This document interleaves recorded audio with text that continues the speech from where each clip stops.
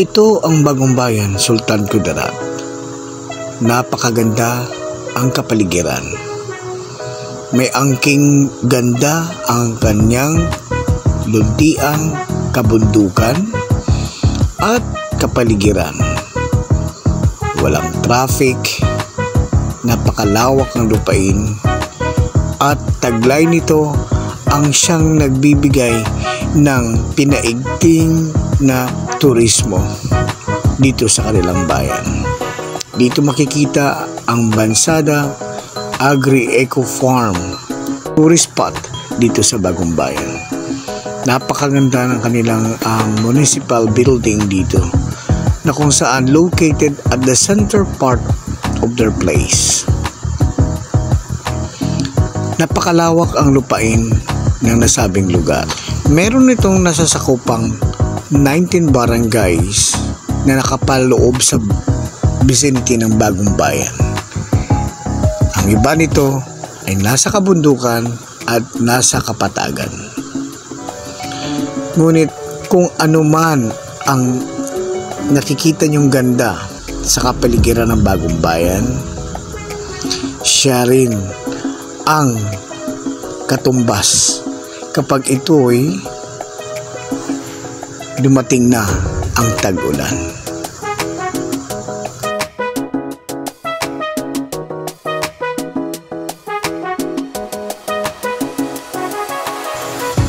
Ang bayan ng Bagong Bayan ay napaligiran ng mountain ranges ng Daguma.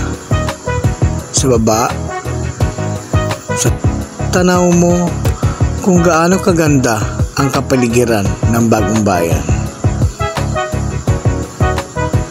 Ngunit kahit gaano man kaganda ang kapaligiran nito, pag dumating na ang tag-ulan, dala nito ang kasiraan ng ating kapaligiran. Ang Bagong Bayan ay mawawala po ang kagandahan pag dumating na ang tag-ulan. Kaya dahil dito, pinaigting ng pamahalaan, habang wala pang tag-ulan, pinaigting ng pamahalaan ng Bagong Bayan ang kagandahan ng kanilang turismo upang sa ganun ay makalaan sila ng pondo para dito.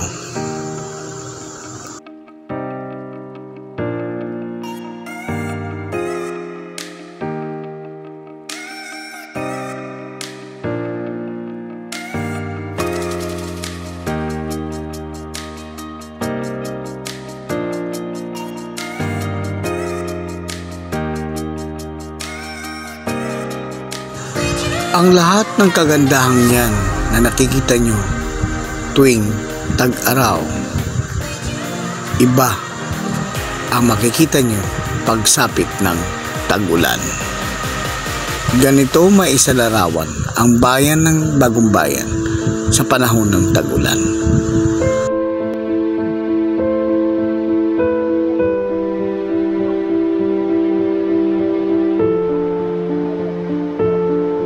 Ang tubig mula sa kabundukan ng Daguma ay babagsak dito sa kapatagan at siyang magdudulot ng flash flood.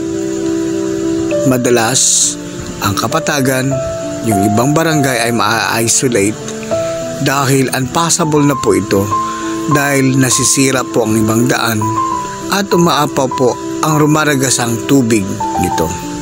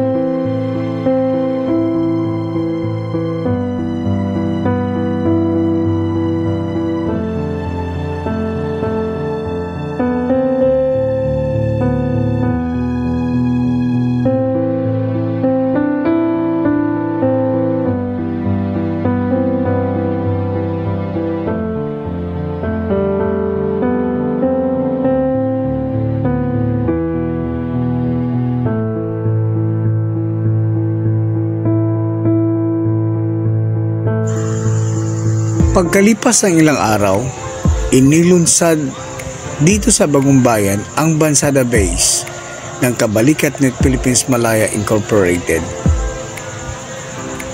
Dinaluhan ito ng mga bagong aspirant, 120 members, at manggagaling ang mga opisyalis sa South Cotabato at Isulan, Icon Base and Colon Chapter. Sila ang nagdala dito sa Bagong Bayan para itaguyod at buuhin ang grupong Bansada Base ng Kabalikat Net Philippines Malaya Incorporated. Bumuo sila ng mga opisyalis na siyang magtataguyod ng mga gawain dito sa Kabalikat Net para sa Bagong Bayan. Natuwa ang AP, PNP, BAP, Sangguniang Bayan, ang DepEd at ang buong pamahalaan ng Bagong Bayan, kaya patuloy silang nag-o-orient sa malapit na barangay, at ito'y mula sa 120 naging 235, at kasalukuyan ay may dagdag silang new aspirant na kung saan after the orientation sa Kabulanan, ngayon ay tinatanggap nila dito ang 56 na mga aspirant. Sa araw na to, dito ginaganap ang acceptance ng mga new aspirant, kung saan dumaan sa matinding orientasyon, screening. Dito ipinapakita na mabilis ang recruitment process ng Bansada Base, and they are more enthusiastic to come up with the volunteerism in their community. Hindi lang sa pagiging police multiplier, pag-maintain ng peace and order ng kanilang komunidad, pag-rescue operation pag may sakuna, pag bumabalik na ulit ang ganong klaseng sakuna na naranasan ng kanilang bayan. Hindi na mahihirapan ang kanilang Bureau of Fire, AFP at kapulisan dahil may katuwang na silang Kabalikat Net dito sa kanilang bayan. And still, this is very evident na dumarami po ang membro ng Kabalikat dahil po yan sa kasipagan ng mga opisyalis ng Kabalikat Net.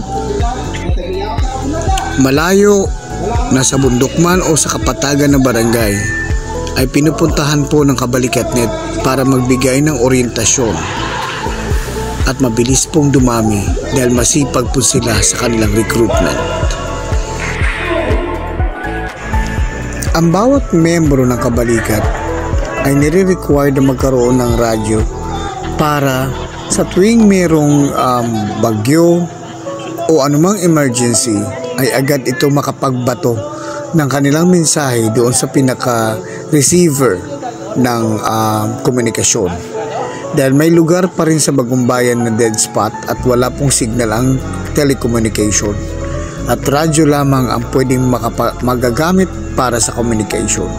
So agad-agad makapag-responde kaagad ang ating kapulisan, ang Bureau of Fire, AFP, just in case may mga emergency na kailangang tugunan ng pansin.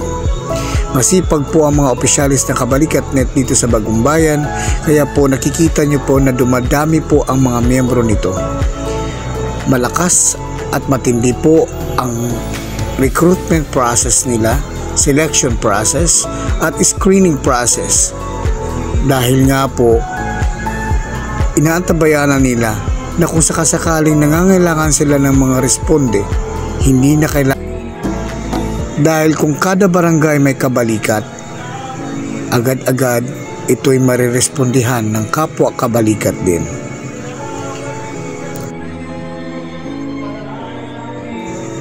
Lubos na ikinatutuwa po ng founding chairman, national president, ang gawain ito dahil po nakamonitor po ang ating mga national officers dito po sa Region 12, especially dito sa Bagong Bayan.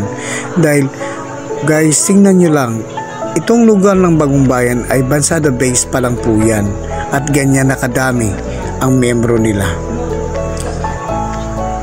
So what more doon sa mga tinatawag nating mga base, at challenge po yan sa ibang mga chapter na magkaroon ng matinding recruitment para dumami po ang membro ng kanilang chapter.